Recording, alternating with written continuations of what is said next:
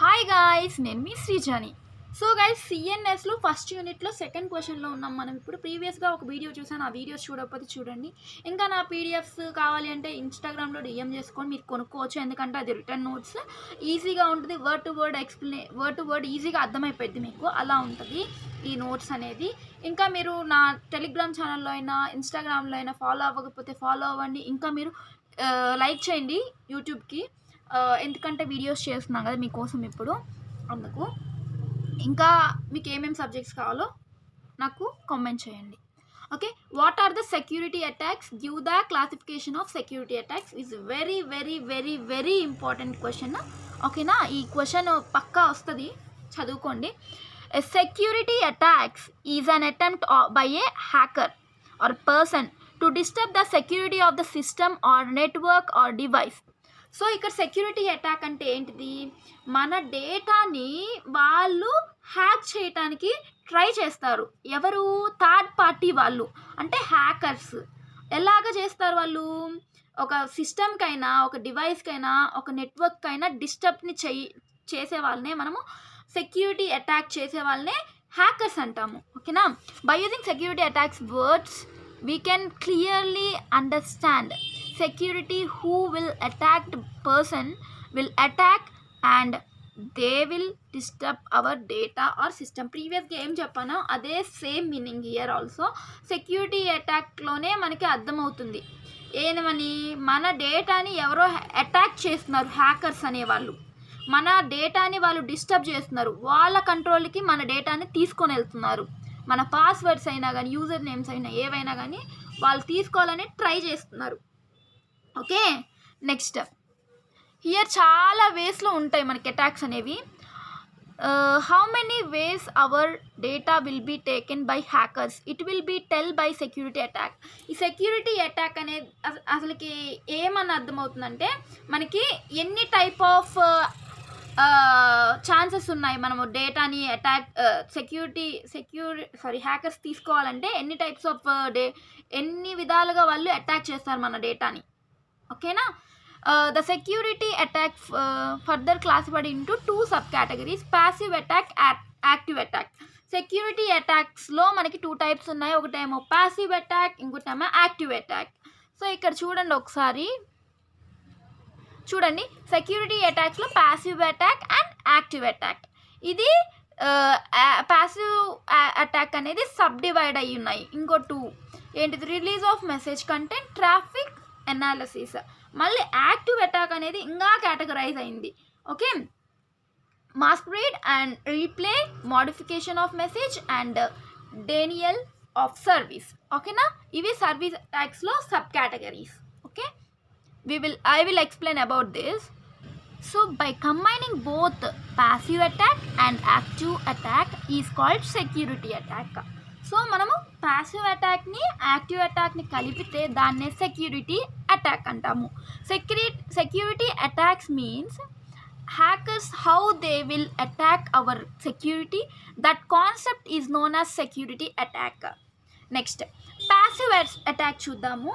ఓకేనా, what will happen in passive attack means the sender will send the messages to receiver. In between sender and receiver, hackers will see the message. After seeing that message, just he will see that message, he will not do anything, he will not do modifications. Just whatever message sended by the sender, that message will be sended to receiver by the hacker. Okay, ఇక్కడ passive అటాక్లో ఏం జరిగిద్దంటే, అసలుకి sender అనేవాడు ఒక మెసేజ్ని రిసీవర్లో, అంటే నేనున్న శ్రీజని, నా ఫ్రెండ్కి నేను మెసేజ్ చేస్తున్నాను, నేను సెండ్ చేసే మెసేజ్ హ్యాకర్కి కనపడింది. ఆ హ్యాకర్ చూసి అది ఫార్వర్డ్ చేస్తారు ఎవరికి? నా ఫ్రెండ్కి. ఓకేనా, మధ్యలో ఎవరుంటారు? సెండర్కి రిసీవర్కి హ్యాకర్ ఉంటాడు. నాకు ఇంకా మా ఫ్రెండ్కి మధ్యలో హ్యాకర్ అనేవాడు ఉన్నాడు. ఓకేనా, ఫస్ట్ ఈ ప్యాసివ్ అటాక్లో ఇలా జరిగిద్దని చెబుతున్నారు. In passive attack, just observation is there. Hacker observe what type of message sended. That is known as monitoring. ఇక్కడ ప్యాసివ్ అటాక్లో జస్ట్ నేను మా ఫ్రెండ్కి ఏం మెసేజ్ సెండ్ చేశాను అని జస్ట్ చూస్తాడు అంతే, దాన్ని ఫార్వర్డ్ చేస్తాడు మా ఫ్రెండ్కి అంతే, ఇంకేం చెయ్యడు, ఇక్కడ ఏం హ్యాక్ చేయాలని చేయట్లేదు. ఓకేనా. The attacker observing and monitoring the network or device and gathering the information then without disturbing the information to sender to the receiver. ఇక్కడ అటాకర్ అనేవాడు ఏం చేస్తున్నారు, ఒక అబ్జర్వ్ చేస్తున్నారు, అసలుకి ఎలాంటి నెట్వర్క్ యూజ్ చేస్తున్నారు, ఎలాంటి డివైస్ యూజ్ చేస్తున్నారు, ఆ డేటా అంతా ఏం చేస్తున్నాడు, కలెక్ట్ చేస్తున్నాడు, ఎలాంటి డిస్టర్బ్ చేయకుండా ఆ డేటాని సెండర్ నుంచి రిసీవర్కి పంపుతున్నారు అంతే. Next, here both the sender and receiver do not have no clues that message or data or information is accessible to the third party or not in passive attack. ఈ passive అటాక్లో అసలుకి నేను మా ఫ్రెండ్కి send చేసేటప్పుడు అసలుకి ఆ data అనేది attack అయిందా లేదా, మన డేటా ఏమైనా చేంజ్ అయిందా అని అసలుకి మనకి ఏం అర్థం కాదు. ఎవరికి, నా ఫ్రెండ్కి, సెండర్కి, నేను సెండర్, మా ఫ్రెండ్ అనేవాడు రిసీవర్. ఓకేనా, అర్థమైందా? ఇది ప్యాసివ్ అటాక్ అంటే. నెక్స్ట్ చూడండి, in the passive attack is very risky is there as there is no information provided about that attack happening in the communication process. We don't know they are hacked or not hacked, so it is a risky, it is a passive attack. So అసలు మనకి ఏం అర్థం కాదు అక్కడ, అసలుకి attack అవుతుందా లేదా, అసలుకి ఎవరైనా చూస్తున్నారో థర్డ్ పార్టీ వాళ్ళు అని ఎవరికి, యూజర్స్కి అనే వాళ్ళకి అసలు అర్థమే అవ్వదు. ఓకేనా. Passive attacks are further divided into 2 parts. ఓకేనా. ప్యాసివ్ అటాక్ అనేది ఇంకా 2 typesలో ఉంది. అదేంటిది, release of message content, traffic analysis. ఇవి 2 types ఉన్నాయి. ఓకేనా. Next, first release of message content అనేది చూద్దాం, తర్వాత మనం ట్రాఫిక్ అనాలిసిస్ అనేది చూద్దాం. రిలీజ్ ఆఫ్ మెసేజ్ కంటెంట్స్ అంటే ఏంటిది, the message is send to the sender to the receiver through the communication media, then the attacker attacks the message and gather the information and resend the message to the receiver.